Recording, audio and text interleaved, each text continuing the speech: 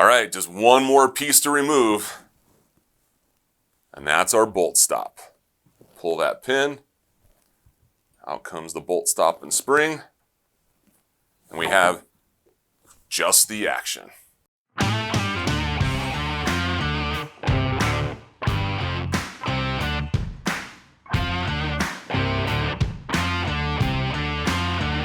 Hey everyone, this is Jason McCann from Mountain Tactical. If you've been following along with our series, The Anatomy of a Tikka T3x, this is the final episode. We are down to just the action. If you missed the other episodes where we start with the full rifle and strip it apart piece by piece, there's a playlist with every video starting from the initial one down to this one. So let's dive into the action. This is the heart of the Tikka T3x rifle system. And really, the genius behind this is its simplicity. You know, every single action on every single Tikka T3x is the same. The only difference is you might have a chromoly or a blued version, and then you have this stainless version here. Other than that, they're all the same size. And that is how Tikka is able to keep the price point as low as they do on such a precision rifle system. So when we dive into the action, you notice that you have a solid top here, unlike a lot of hunting rifles where you have an open top and just a thin strip of metal on each side holding that structural rigidity. With a Tikka, this is what's called a ported action. So this is typically what you would see in bench rest competitions, high-end custom rifles, where you need as much rigidity in the action as possible in order to have the most accurate rifle as possible. So this is just a built-in feature to this rifle system. The pro is you have a very rigid action, you'll have a very accurate rifle system. The only con is really with not having the open top, it's more difficult to single load the action. I mean, I got fat thumbs and I can't fit it in the port here. So if there is one disadvantage to having a ported action is the difficulty in single loading it. But other than that, this action starts out as a forging. Pretty simple. What a forging is a near net shape, basically hunk of metal that's almost in this final shape where all Tikka has to do is go in, do the finished machining, get it to the precision tolerances that they hold. They do 100% inspection on their rifles. It's not something that's required. They just do it because they want to put out the best product possible for their customer. So something that I thought we would do here with the T3X to better explain it is to compare it to the standard T3 action. And so there was quite a bit of hubbub about this upgrade going from the T3 to the T3X. And really, the changes were quite minimal. One of the biggest changes that Tikka touted was the enlarged ejection ports. And we're just going to line these two up here. And you can see there is virtually no difference. And so we have our mid-Toyo scale here, and I'm going to flip it to the metric side. And you'll notice that this particular opening is 80 millimeters long. This opening is 80 millimeters long.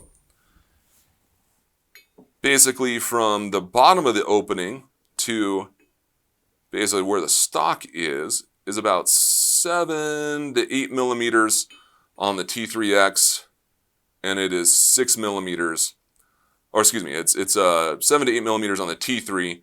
It is 6 millimeters on 5 to 6 millimeters on the T3X. So a minor increase in port size, top to bottom.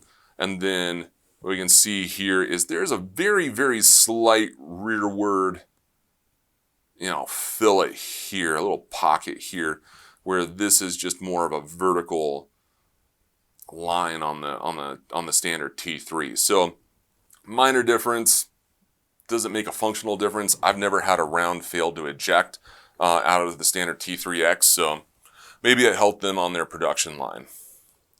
If we look at the top of the actions, you'll see that the T3s have these grooves going along here.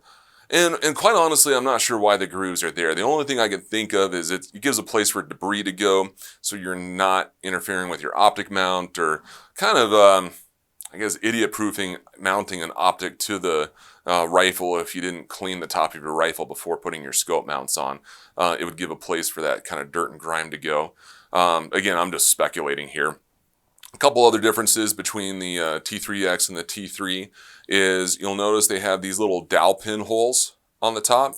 That's for the T3X CTR and the T3X TAC A1. And the rails that they put on there have these little dowel pins to line them up correctly. And they just incorporated that through all their actions. The earlier T3 CTRs, they went in after the fact and drilled those holes, those dowel pin holes. So saves them a little bit of reworking on the assembly line. So the other thing you'll notice is they have a third 648 TPI mounting hole. There's not one on the T3X. As I've said before, this is a solution looking for a problem. I don't know why they did that. That's just kind of bizarre. One of the things that we have noticed is without these grooves on top of the T3X, when you're looking down at the hole, you're trying to line your screws up to mount a Picatinny rail on here or other mounting point, optic mounting platform.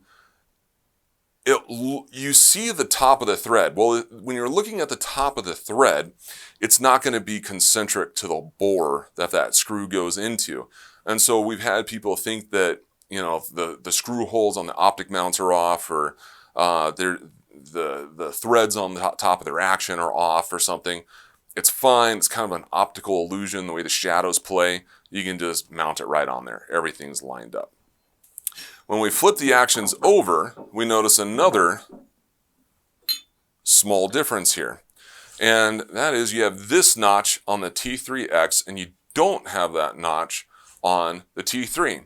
That notch is there for the CTR style magazine. So TAC A1 CTR rifles use a different magazine than the T3X lights or rough techs or the alike. And you need this relief on the action for the magazine to properly go into place. Again, by adding it on every one of their actions, they don't have the inventory nightmare of trying to keep track of which actions they put that groove in and which ones they haven't. Also, you'll notice there's an S on the stainless. There's not an S on the chromoly. S for stainless, again, helps them keep track, because when these come off the machine, even the chromoly ones, you can't tell if it's stainless or not. So by kind of doing a little pokey-okey process there to mistake-proof getting the right rifles out to bluing, or the right rifle actions out to bluing versus not, it's just a nice way to keep that from happening. You'll also notice on the bottom of your actions, there's always a little kind of dent right here.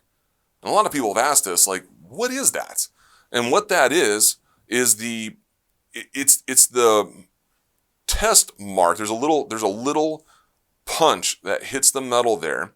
And what it's doing is it's testing the hardness of the metal to make sure that you have the right heat treatment on this metal and we don't blow actions up. You know, I mean, this is containing an explosion. So you want to make sure your metal is in good shape. And so what they do is they hit this with a special tool. They look at it under a microscope, and in that microscope, there's a little scale. And depending on how far that indentation goes, that tells them how hard, how tough that metal actually is. So just a fun fact, and each country is a little different, but in America, this is the only piece of the rifle that's considered a gun. If I cross the border with this, I am an international gun runner, and the FBI is going to come down on me like none other. And so even though this is absolutely a worthless chunk of metal, in the United States, this is the gun. In your countries, what constitutes a gun? What needs a serial number? Put a comment below. I'd love to learn how different countries view this aspect of the legalities of a firearm. So kind of be fun if everyone can share a little story down there, teach everybody else how it works in your country. But in America, this is the only component that is considered a gun. Well, I appreciate each and every one of you following along with this series.